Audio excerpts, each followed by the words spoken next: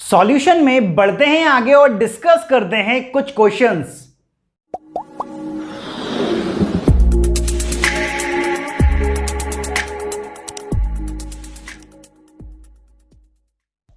Hello everyone, welcome to chemistry Adda MP04 master stock chemistry batch for NEET and IIT JEE।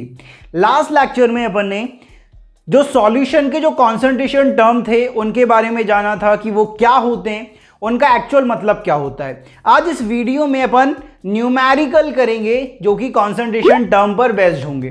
ठीक है, numerical में आगे बढ़ने से पहले अपन उनको रिवाइज कर लेते हैं। ठीक है, बाबा जी आए मतलब रिवाइज तो करवा के जाएंगे भाई।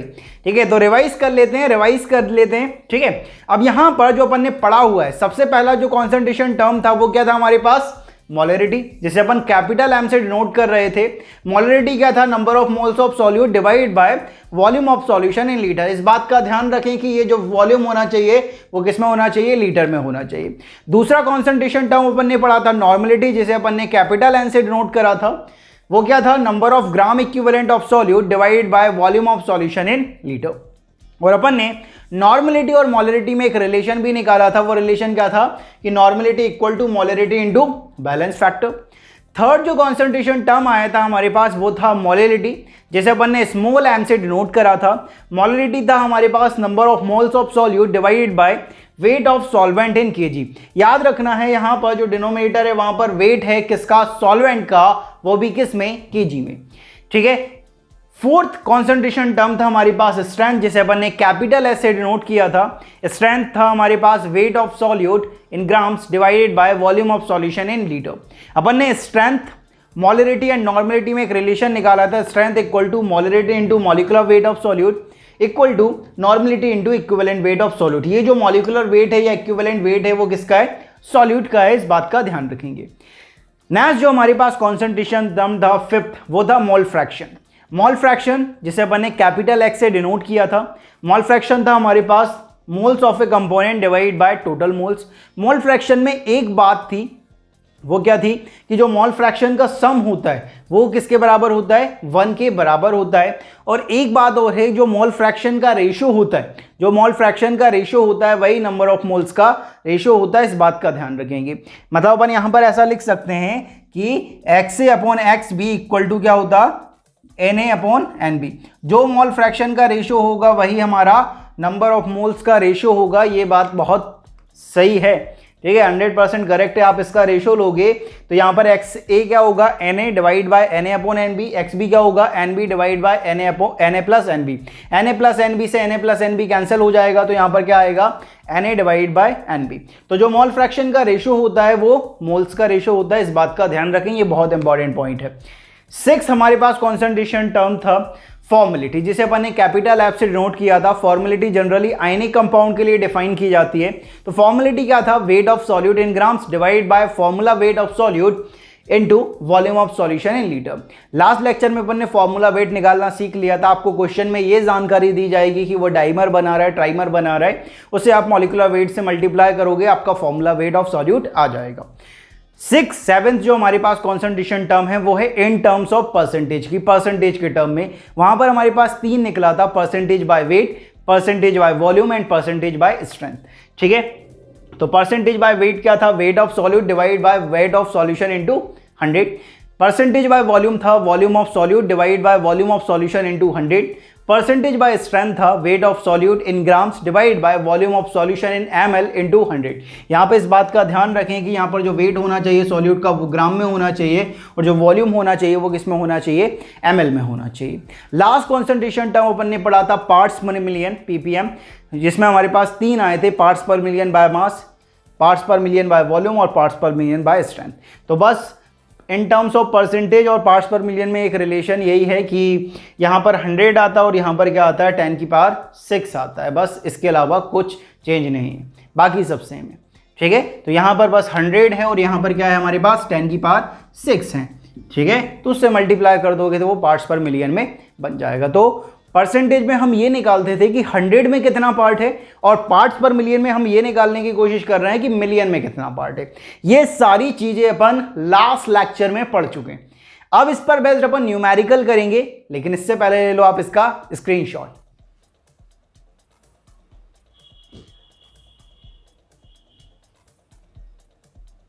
तो ले लिया है आपने इसका स्क्रीनशॉट। आगे बढ़ते हैं और डिस्कस करते हैं न्यूमेरिकल्स। आज की क्लास का पहला सवाल आपकी स्क्रीन पर ये रहा। The molarity of solution of NaCl in water containing 5.85 gram of NaCl in 500 ml of solution is. हमें मोलरिटी फाइंड करना है, ठीक है, जिसमें NaCl का कितना वेट है हमारे पास 5.85 ग्राम इन 500 ml सॉल्यूशन, और हमें ये बताया गया है कि जो NaCl है उसका मॉलिक्यूलर वेट कितना है 58.5। बहुत सरल क्वेश्चन है, हमें मोलरिटी फाइंड करना है। तो सबसे पहले अपन मोलरिटी का फॉर्मूला लिख लेते हैं। मोलरिटी का फॉर्मूला क्या होता है भाई? मोलरिटी का फॉर्मूला होता है भाई कि number of moles of solute divided by volume of solution in litre. अब यहां पर एक बात है कि हमें number of moles of solute नहीं दिया है, लेकिन हमें number of moles of solute को वेट में कन्वर्ट करना आता है, तो हमें वेट पता है। तो मोलरिटी निकालना है, तो वेट ऑफ सॉल्यूट कितना गिवन है हमें? वेट ऑफ सॉल्यूट हमें गिवन है 5.85 ग्राम्स, ठीक है, upon molecular weight of NaCl हमको गिवन है कितना 58.5, ठीक है। वॉल्यूम ऑफ सॉल्यूशन कितना है 500 ml, लेकिन मुझे ml में नहीं चाहिए, यहां पर मुझे वॉल्यूम किस में चाहिए? लीटर में। तो इसे मैंने क्या करूंगा 1000 से डिवाइड कर दूंगा, ठीक है। तो यहां से क्या आने वाला है? देखो यहां से एक पॉइंट से एक पॉइंट कैंसिल हो जाएगा, ये पॉइंट हटा के यहां पे मैं एक 0 ले आता हूं, ठीक है, 10 ले आता हूं। अब यहां पर क्या होने वाला है? इससे ये पूरा ये कैंसिल हो जाएगा, ठीक है, ये 3 0 से ये 3 0 कैंसिल हो जाएंगे। तो मोलरिटी कितनी आ जाएगी हमारे पास 1/5, दैट इज 0.2। तो जो हमारा फोर्थ ऑप्शन है 0.2, उसे अपन लॉक करेंगे, और जैसे ही लॉक करेंगे अपना ये आंसर क्या हो जाएगा? सही हो जाएगा, ठीक है। तो हमारा इस तरह से अपन सॉल्व कर सकते हैं, बड़ा सिंपल सा है, बस हमें इसको फॉर्मूला दिमाग में रखना है, और जैसे ही फॉर्मूला अप्लाई करेंगे वैसे ही हमारा ये क्वेश्चन सॉल्व हो जाएगा। अब जल्दी से ले लो इसका स्क्रीनशॉट।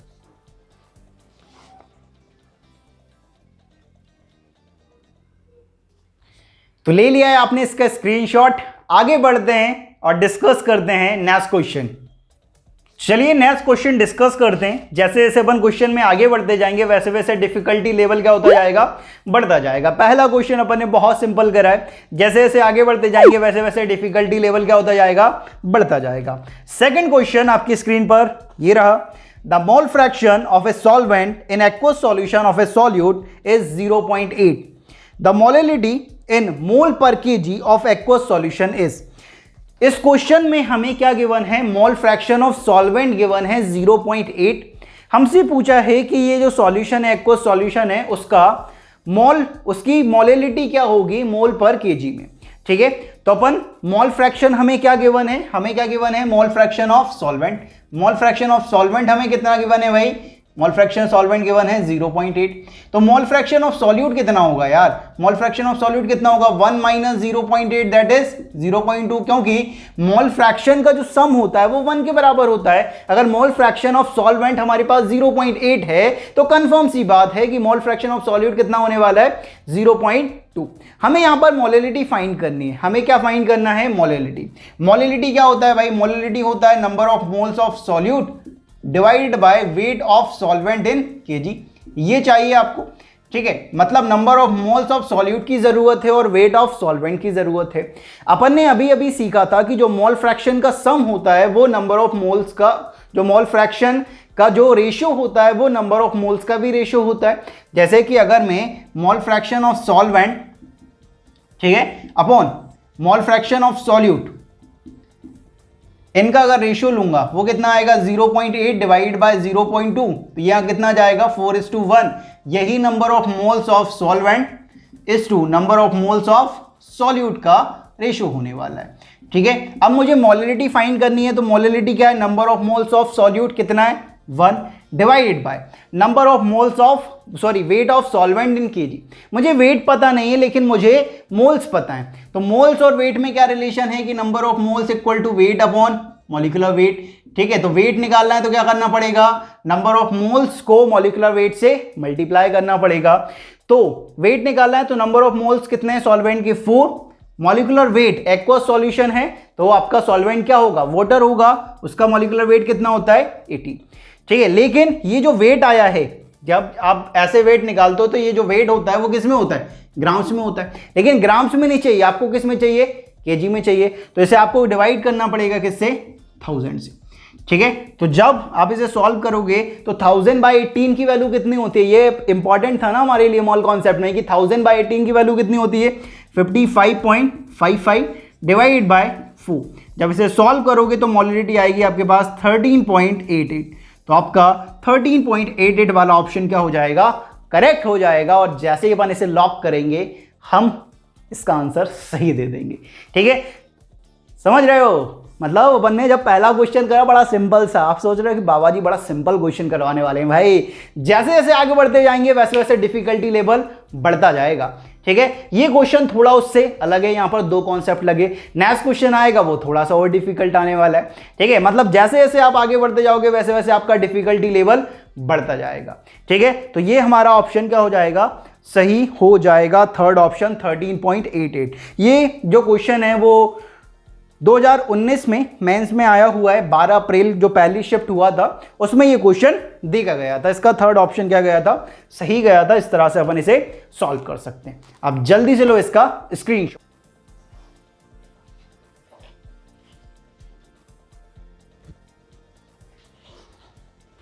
तो ले लिया है आपने इसका स्क्रीनशॉट। आगे बढ़ते हैं और डिस्कस करते हैं नेक्स्ट क्वेश्चन। नेक्स्ट क्वेश्चन हमारे पास कुछ इस तरह से आता है, What is the mole fraction of solute in 1 molar aqueous solution? आपको एक aqueous solution गिवन है। ठीक है, आपसे क्या पूछा है, मोल फ्रैक्शन ऑफ सॉल्यूट क्या होगा, जिस सॉल्यूशन की जो मोलिलिटी है वो कितनी गिवन है, 1 मोलर आपको गिवन है। ये क्वेश्चन AIPMT 2015 में आया हुआ है। ठीक है, इसे करने की कोशिश करते हैं कि ये किस तरह से सॉल्व होगा। अपन जितने भी क्वेश्चन कर रहे हैं ना, जो अपन ने पढ़ा है ना, उससे आराम से सॉल्व हो जाएगा। ठीक है, अब यहां पर देखना है कि हमें मोल फ्रैक्शन ऑफ सॉल्यूट कैलकुलेट करना है। अब यहां पर देखो किस तरह से अपन कैलकुलेट कर सकते हैं। हमें गिवन क्या है, हमें गिवन है 1 molar aqueous solution. 1 molar aqueous solution है। 1 मोलर एक्वस सॉल्यूशन का मतलब क्या हुआ है, इसे मैंने डिफाइन करना आपको सिखाया था। तो 1 मोलर का मतलब क्या होगा, 1 मोलर का मतलब होगा 1 mole of solute, 1 mole of solute present in 1 kg of solvent, present in 1 kg of solvent. 1 kg solvent में हमारा 1 मोल सॉल्यूट का प्रेजेंट। और सॉल्वेंट कौन है हमारा, सॉल्वेंट तो वाटर है क्योंकि एक्वस सॉल्यूशन है। ठीक है, अब हमें number of moles of solute तो मिल गया यहां से कि number of moles of solute कितने हैं हमारे पास, 1 मोल है। हमें number of moles of solvent मिल जाए तो मोल फ्रैक्शन तो कैलकुलेट करना बहुत आसान हो जाएगा। अब यहां से number of moles of solvent में फाइंड कर सकता हूं क्योंकि मेरे को वेट गिवन है। वेट कितना है, 1 kg मतलब कितना, 1000/18। ठीक है, और 1000/18 की वैल्यू तो अभी अभी निकाली थी 55.55। ठीक है, तो यहां से 1000/18 की वैल्यू कितनी आ जाएगी, 55.55। अब आपके पास number of moles of solute भी हैं और number of moles of solvent भी हैं। तो mole fraction of solute find करते हैं यार। तो मोल फ्रैक्शन ऑफ सॉल्यूट क्या हो जाएगा, मोल फ्रैक्शन ऑफ सॉल्यूट हो जाएगा moles of solute that is 1 divide by moles of solute plus moles of solvent 55.55। ठीक है, तो जहां से आप निकालोगे तो ये कितनी वैल्यू आएगी, 1/56.55। ठीक है, जब आप इसे कैलकुलेट करोगे तो इसकी वैल्यू आती है 0.01768। ठीक है, इसके लगभग आपका आंसर जाना चाहिए। अगर ऑप्शन की बात करें तो ऑप्शन में जो हमारा मैच हो रहा है वो कितना है, 0.0177। जैसे आप राउंड ऑफ करोगे तो लगभग 0.0177 आपका आंसर चला जाएगा। जो आपका फोर्थ ऑप्शन है वो आपका करेक्ट हो जाएगा। तो ये क्वेश्चन आपके AIPMT 2015 का क्वेश्चन है।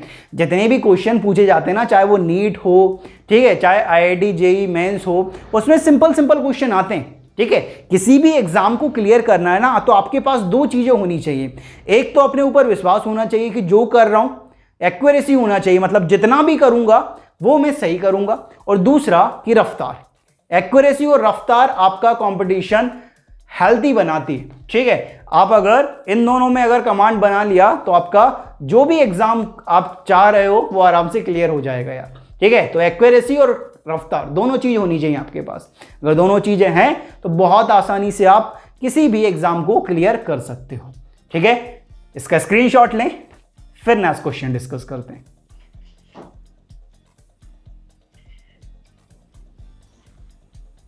तो ले लिया है आपने इसका स्क्रीनशॉट। आगे बढ़ते हैं और डिस्कस करते हैं नेक्स्ट क्वेश्चन। नेक्स्ट क्वेश्चन हमारे पास कुछ इस तरह से आता है, a mixture of ethanol and water contain 54% water by mass, calculate the mole fraction of alcohol in solution. आपके पास एक मिक्सचर है किस किस का, इथेनॉल और वाटर का। मैं आपको बता देता हूं कि जो अल्कोहल आप ड्रिंकिंग पर्पस के लिए यूज करते हो, तुम तो नहीं करते ना यार, ठीक है, नहीं करना है, ठीक है। तो जो अल्कोहल आप ड्रिंकिंग पर्पस के लिए यूज करते हो वो कौन सा होता है, इथेनॉल। एक बार क्या हुआ था ऐसे ही, जो बिहार था ना, बिहार में क्या था, अल्कोहल बैन हो गई थी, तो लोग बागों ने मिथेनॉल पीना स्टार्ट कर दिया था।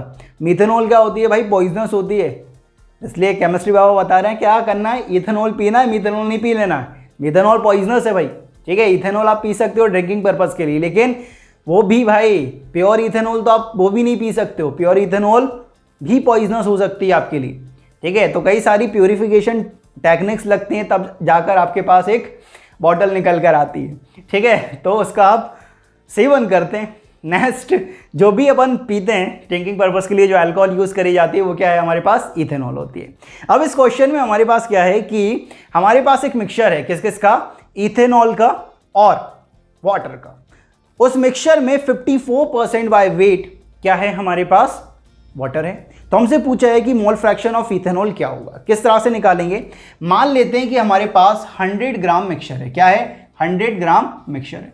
अब ये मिक्सचर किस किस का है, अब ये मिक्सचर है हमारे पास 54% बाय वेट, मतलब 100 ग्राम अगर मिक्सचर लूंगा तो उसमें 54 ग्राम क्या होगा मेरा पास, 54 ग्राम हमारे पास वाटर होगा, और जो बचा हुआ पार्ट है दैट इज 46 ग्राम। तो 46 ग्राम हमारे पास क्या होगा, इथेनॉल होगा, C2H5OH होगा, ठीक है।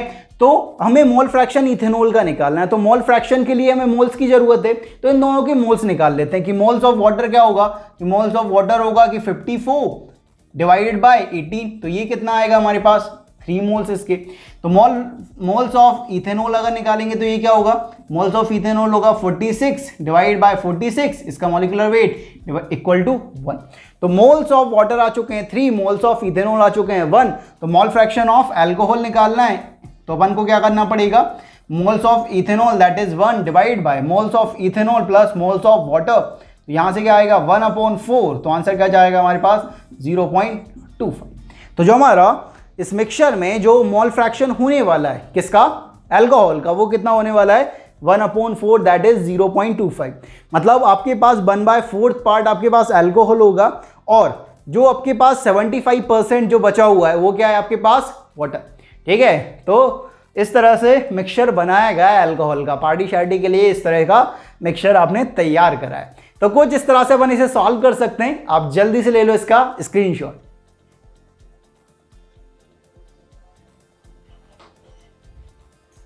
तो ले लिया है आपने इसका स्क्रीनशॉट। आगे बढ़ते हैं और डिस्कस करते हैं नेक्स्ट क्वेश्चन। नेक्स्ट क्वेश्चन हमारे पास कुछ इस तरह से आता है, what would be the molality of 20% by weight aqueous solution of Ki, molecular weight of Ki is 166 ग्राम पर मोल।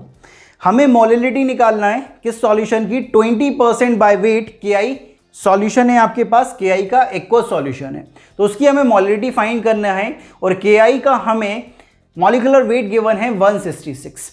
हमें इंफॉर्मेशन क्या दी गई है, हमारे पास एक Ki का सॉल्यूशन है जिसकी कॉन्सेंट्रेशन हमें परसेंटेज बाय वेट में गिवन है, और हमसे पूछा है कि इसकी मोलिलिटी क्या होगी। एक कॉन्सेंट्रेशन टर्म हमें गिवन है, दूसरे कॉन्सेंट्रेशन टर्म हमसे पूछा हुआ है, ठीक है। तो इसे निकालना बड़ा आसान होता है, किस तरह से निकाल सकते हैं, यहाँ देखो कि हमें पास क्या है 20% by weight, 20% by weight Ki solution है हमारे पास, 20% by weight Ki solution, Ki का एक्वस सॉल्यूशन है, सॉरी Ki का एक्वस सॉल्यूशन है, ठीक है। इसका मतलब क्या हुआ है, इसका मतलब हुआ है हमारे पास कि 20 ग्राम हमारे पास Ki है, 20 ग्राम Ki है इन 100 ग्राम सॉल्यूशन, इन 100 ग्राम सॉल्यूशन।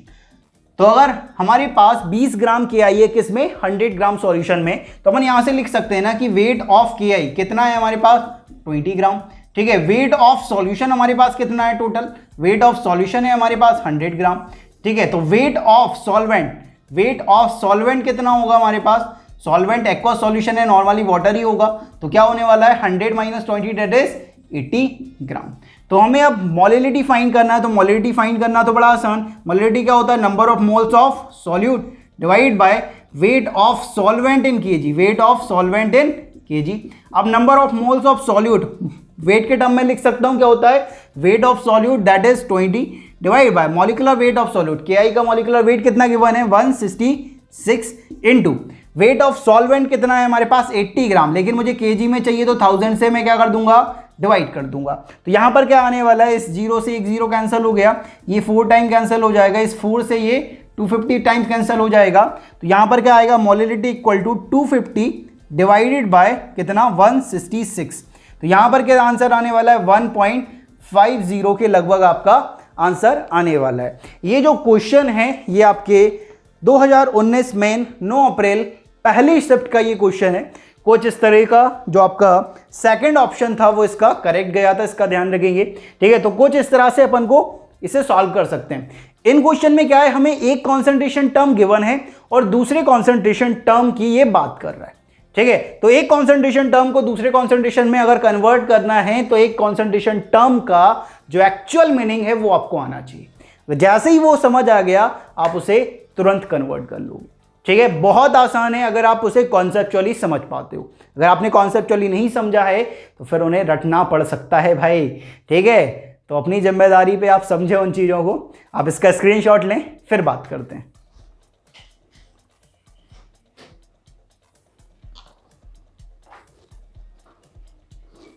तो ले लिया है आपने इसका स्क्रीनशॉट और आज अपन ने कुछ न्यूमेरिकल्स करे जो अपन ने पढ़ा हुआ है। अभी बहुत सारे न्यूमेरिकल्स और बचे हुए हैं जिसे अपन नेक्स्ट वीडियो में डिस्कस करेंगे। तो इस वीडियो में बाबा जी की तरफ से इतना ही, लेकिन जाने से पहले लाइक, शेयर और सब्सक्राइब करना ना भूलें। मिलते हैं नेक्स्ट वीडियो में नए क्वेश्चन के साथ।